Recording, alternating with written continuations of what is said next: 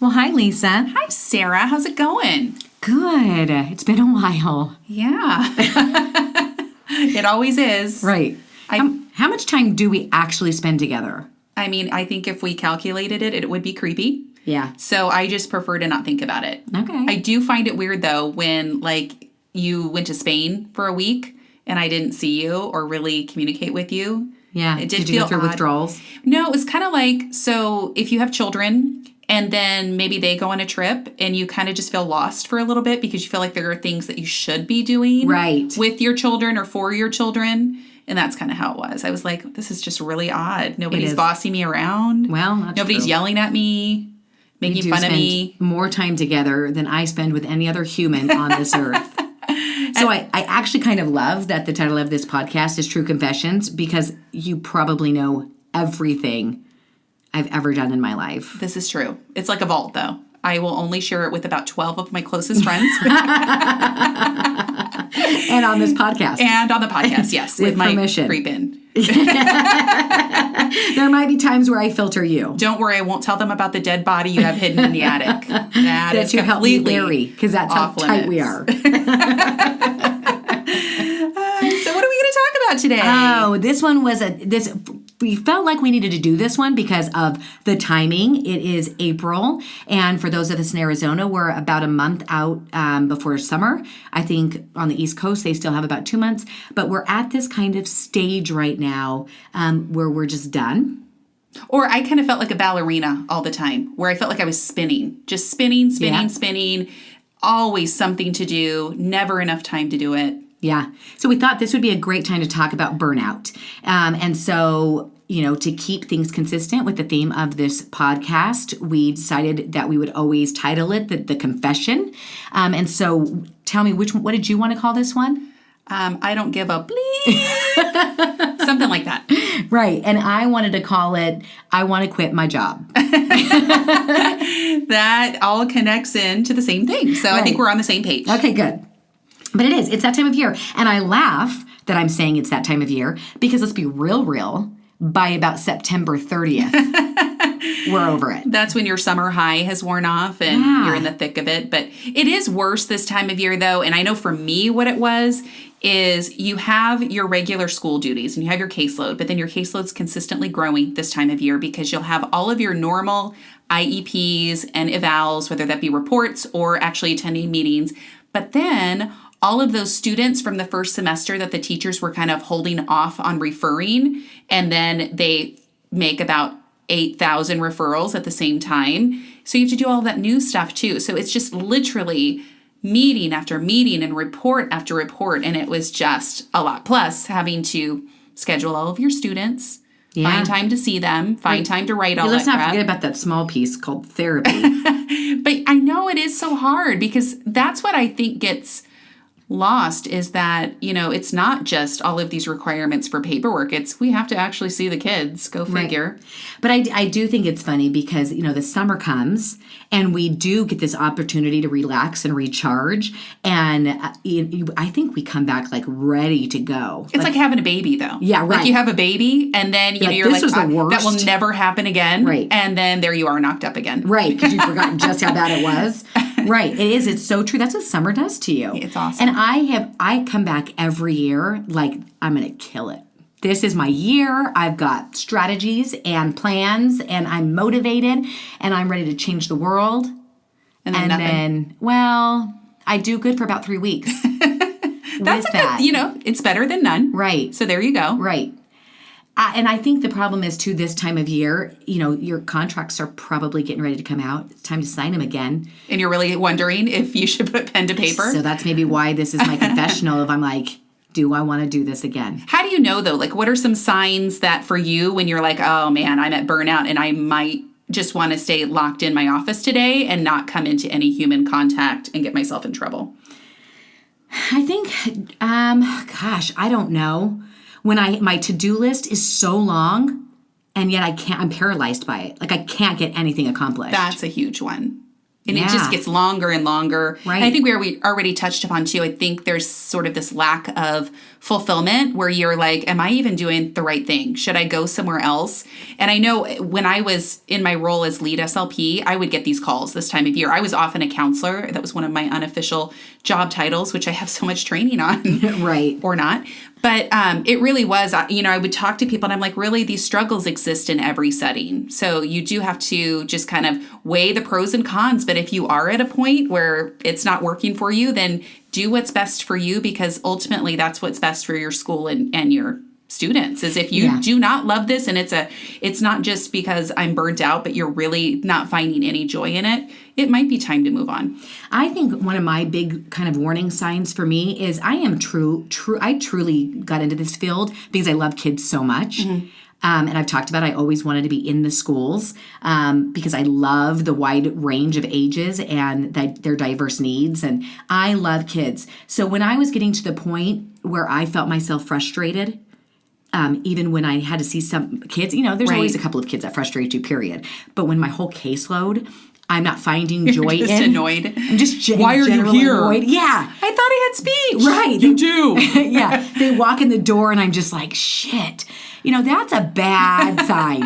And of course it has nothing to do with the students. There were so many other things going on that it was starting to take the joy out of the job. Yeah. Yeah. I think another thing too for me is I would always gain weight this time of year. So, and it could be directly related to Girl Scout season in January, and then eating like 14 boxes a week, because that's a normal serving size. Right.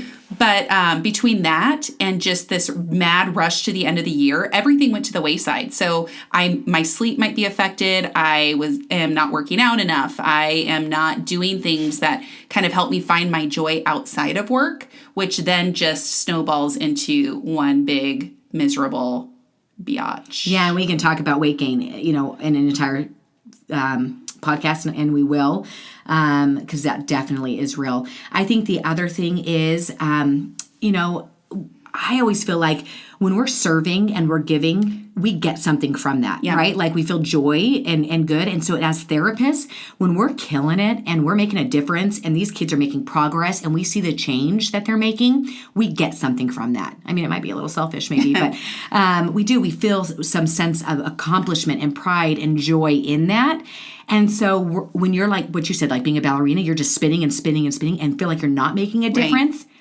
Like that's a huge cause of burnout. I think we've got to find fulfillment in this job, or it makes it really difficult to wake up on Monday morning or Wednesday or Friday.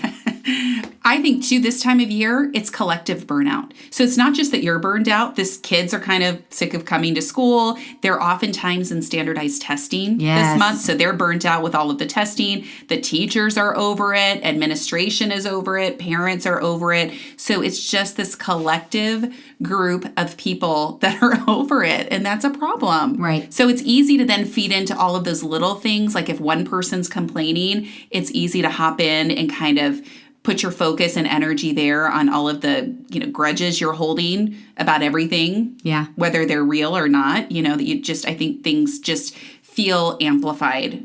And that's totally normal. These are all normal things. Yes. But I think what the main thing that I want to focus on when I start to recognize this in myself is how can I pull out of this? Exactly. Because it's okay for a little bit. Yep. Throw yourself a little real. pity party. Yeah. Make sure it's a party of one. Right. Or maybe like your close best friend that can listen to you for a minute. But then just don't get sucked into this is how you're going to finish your year, because you won't feel good about it. But then also your students, it's not fair to them either.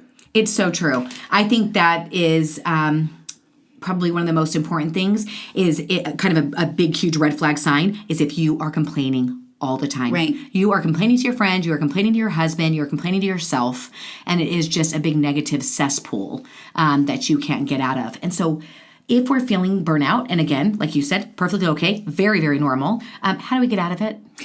I think it's really dependent on your personality type. So for some people, it might be take that focus and put it back on self-care. So even if you don't have time to go to the gym at night, if you could even get outside during your lunchtime and take a quick lap. I mean, it'd be great if we had like a full lunch, but I think this time of year, realistically, we're working through lunch, but build in a couple of times in your day where you can do a lap around the campus. Yes. Or just to get out and breathe some fresh air. Yeah. I used to laugh at that as kind of a solution to problems. My mom always used to tell me to take a walk, and I'd be like, oh my gosh, because that's going to help. Like, I hate exercise. But I recently, that just happened. I was kind of feeling like anxious and overwhelmed at school the other day, and one of the therapists suggested, let's go take a walk. And I wanted to go tell her to shove it, and I didn't. I got up. Your manners kicked in? I got up and did it, and I'm not kidding. It was fast. It was only 5 minutes. We didn't have a lot of time. Significant improvement. My anxiety decreased. I felt calmer. I felt a little refreshed and rejuvenated. So, no, for real. That's a great solution. For a temporary. What else? Give me something else. Well, connecting into what you said about giving back and how that makes us feel good, building in some time to do that. So it could be that maybe you contact a parent and really share some success stories. And it doesn't have to be that you make phone calls. I mean, who makes phone calls anymore?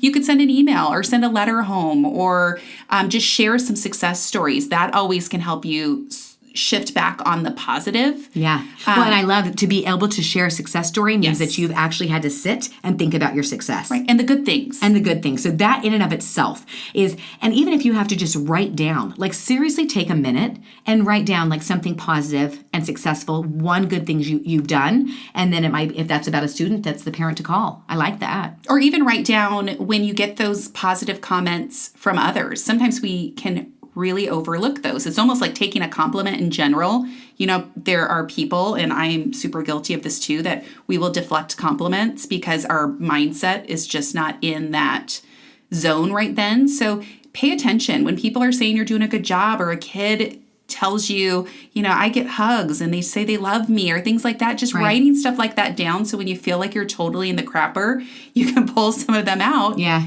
And remember those times. That's where you, again, it's just a shift. The misery is not going away. Those reports will still have to be written. Those meetings will still have to be attended. But if that's where you keep perseverating your thoughts on, I have all of this to do, then you'll be miserable. So when I think we talk about that all the time, like where we're like, oh man, the kids are getting in the way of my paperwork. You know, like what a terrible thing to think, but it's true. Like, you know, you think, oh my gosh, I wish I could just have a minute to catch up on this paperwork and not actually have to work with the kids right now. And that is terrible. And so I'm fortunate I get to work in a preschool. And so I work in the classroom. And when I walk in and 15 faces light up like a Christmas tree. It's the best. That is the best feeling That ever. is all I need in that moment. Right. Like then all that paperwork it can wait. Like it's not going anywhere. And who says I have to do it all today?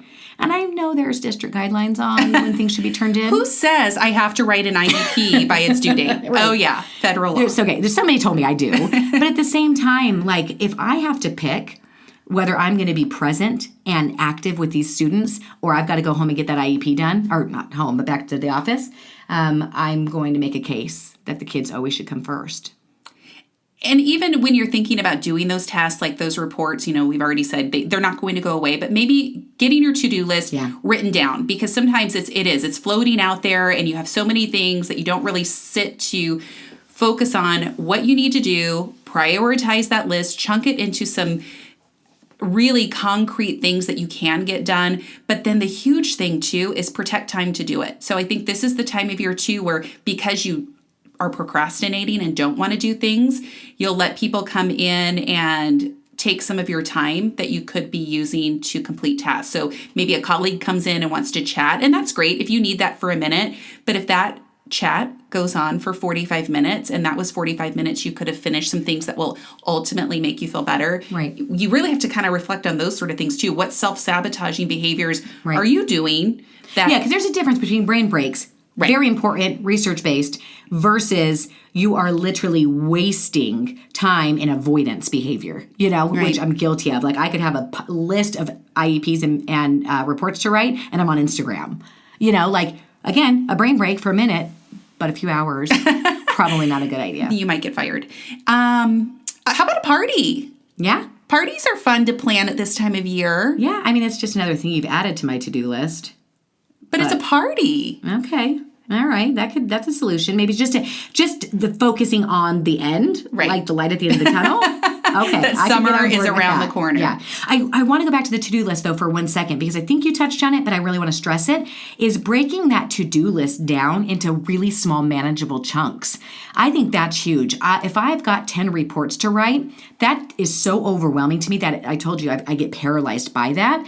But if I do just take maybe 10 minutes and I just write the summary on one eval, or I just write the transcription or analysis of a language sample, and that's it, and I just chunk it away piece by piece, I do think that's way more manageable and helps kind of that feeling of burnout. If I just know that I just need to red ink something off that to-do list, so break things down into smaller chunks. And then the last thing that I know I like to do at the end of the school year is really build in some time for reflection. So sometimes you've done some things throughout the school year that have been really successful as far as organization and systems and tips, but then there are other things that you've done that have not been so great. So take a minute to reflect on that and come up with a plan for next school year. So that's why I think it connects into what you were saying, that you come back from summer not just relaxed, but you have some ideas that you are wanting to implement and try. So figure out while you're in the moment what is causing you the most stress and what are some ways that you could maybe avoid that for the next school year. And don't feel like you have to do it alone. There are so many groups out there, the Facebook groups. I'm sure you have colleagues that you can reach out to. But if you're particularly challenged by something, throw that out there for the community to say, hey, have you tried this? This has worked for me. And, it is so individualized that what works for one person may not work for another, but at least it can kind of get your thinking in the right space to come up with a plan for next year. And I think this is a great time of year, like especially if you are having that, I want to quit this job, I don't think I can do it another year, even just listing out those pros and cons. Why did you start? Why did you start this job? For sure. And what are the reasons why you love this profession? And then write the cons. And I've always been a big believer that if that con side is way longer than the pros, it is time to maybe think about a change. And I've been in situations where the change didn't have to be, I should quit this job in this profession as a whole. I might just need to move settings. Right. Maybe the setting alone is causing some of that burnout, and it's time for a change, whether that's a grade level or a new school or a new role in this profession. But I think whenever we go talk to groups of SLPs, we always want to be encouraging and uplifting. Probably, again, for selfish reasons, we need school-based SLPs. Like, I think our role in the schools is critical. And so if this burnout is getting to be so much that you want to quit this profession or the school setting, then we got to do something about that. But just know that if you list things on cons like paperwork, there's paperwork in any setting. Yeah, it's true. And for me, a lot, like what you said about switching schools, for me, a lot of my burnout was related to boredom. So once I got to know a campus and got my systems in place there and really felt like I was doing a great job, as silly as that seems, I was like, well, I've gotten this down, so now I'm not mentally challenged by this anymore. I agree with you. It doesn't necessarily mean that you have to go elementary up to high school, but it could mean that. But it could just be move from one school to the next and get to know a new staff and get to know new students. And every student that crosses our doorstep has different needs and their dynamics are different. So it's a really cool forced sort of change if you just move your setting, and it doesn't have to be outside of schools. Yeah. So we know that there is no tired like end of school year tired. It's true. But summer is close. It's almost here. Visualize yourself on that beach drinking a Mai Tai. Right. There are a lot of pros to working in this setting, and of course, first and foremost, the amount of vacation time that you get. Value that. I don't think we could end on any higher note than vacation time. Right. All right. Okay, it's been real, you guys. Send us comments and feedback. We would love to know where you're at. And be real with us. Like, if you're like, I can't do this anymore, and why? We'd like to help come up with solutions. And so I always joke that maybe someday we could get more involved in ASHA or even on the school board or some way to advocate for real change. But even if we could just help one person advocate for themselves, we're happy to do that. So we love you. We'd love to hear from you. Peace out, you guys. Bye.